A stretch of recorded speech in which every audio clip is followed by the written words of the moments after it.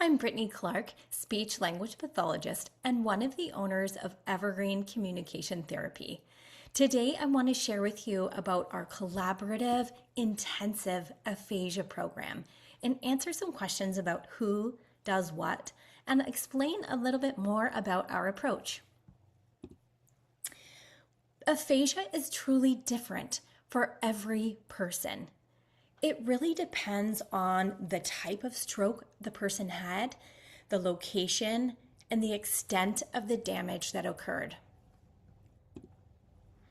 Our collaborative approach to an intensive aphasia program involves both a speech pathologist and a behavior analyst. The speech pathologist assesses the person with aphasia's language across speaking, understanding, reading, and writing. They're going to help that person with aphasia identify what's really important to them and what are the goals that they'd like to work on to help them return to their life. They also support communication and communication partner training. Many people ask us, what does a behavior analyst do in an intensive aphasia program? Often people think of a behavior analyst as supporting someone who's hitting or biting. And certainly people tell us there's no one biting or hitting me in this scenario. And so instead, what the behavior analyst does is help to break skills into smaller steps. They help build structure practice and track that progress over time.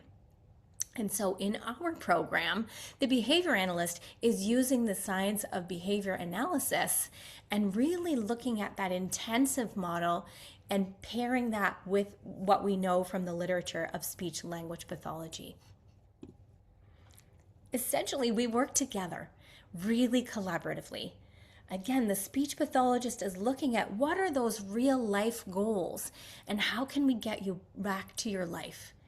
And the behavior analyst can understand language across different situations and look at maybe the person with aphasia can see an apple on the screen and label that word, but can they ask for one if they're hungry? Or could they fill in the sentence like, I went to the orchard and picked up and can they fill that in? So the behavior analyst is looking at what are the different conditions under which the person could say this word or understand this word.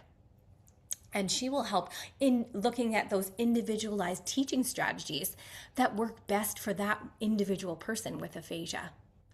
And then the behavior analyst also looks at that data and progress monitoring. So we actually graph everything that we do so that we can watch that progress happen over time. The goals matter, but goals alone aren't enough. And sometimes we find it actually hard for a person with aphasia to identify their specific goal. They may say, of course, they want to work on speaking. But what does that look like? Do they want to speak in different environments? Do they want to be able to say their granddaughter's name or read them a story? There's so many layers to just talking. And so a goal that we get sometimes is something like this. I want to write down a date for an appointment from a voicemail. And numbers are really hard for me. And so the speech pathologist helps to identify that goal, but the behavior analyst might decide and need to look a little bit deeper. Can they read the date when they see it? Can they repeat that date when they hear it? Can they write it down when someone says it out loud?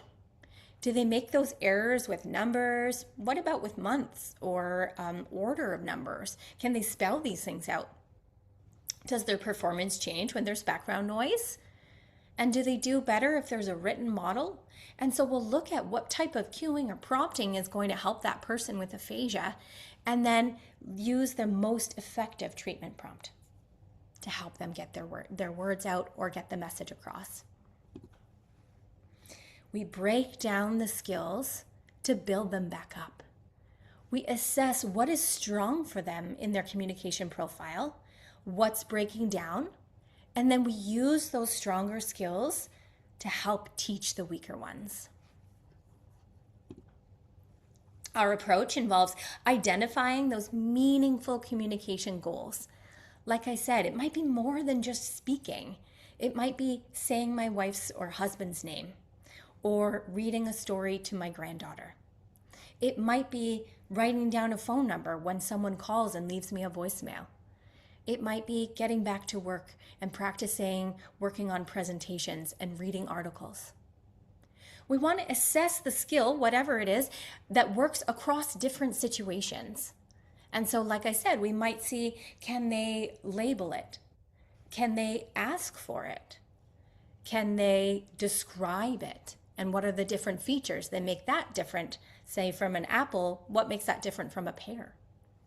And then we're going to get a customized teaching procedure that uses their strengths to carry over and support their weaknesses.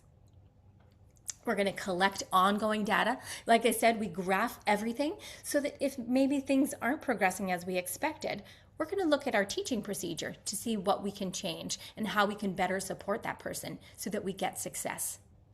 We adjust the plan as needed, and we move those skills into real life. All the while, we're looking at multimodal communication. And so for some people who want to work on speaking, absolutely, we're focusing on that goal. But then we're also bringing in, can you write it? Or can you gesture? Is there any other way that you can help get your message out in those times where there's a communication breakdown? So we really want to support all forms of communication. Together, we create therapy that's not only meaningful, but carefully taught. We want our therapy sessions to be the most effective and efficient, but also really person-centered and involved in the goals that you want to see. Therapy is more than just those goals. It's a plan for how these goals are taught, what progress is going to look like, and how to make communication a part of everyday life again. At Evergreen, we all work together, and that means the speech pathologist, the behavior analyst, but also the person with aphasia, their spouse or their daughter, even their grandchildren, whoever is part of their life.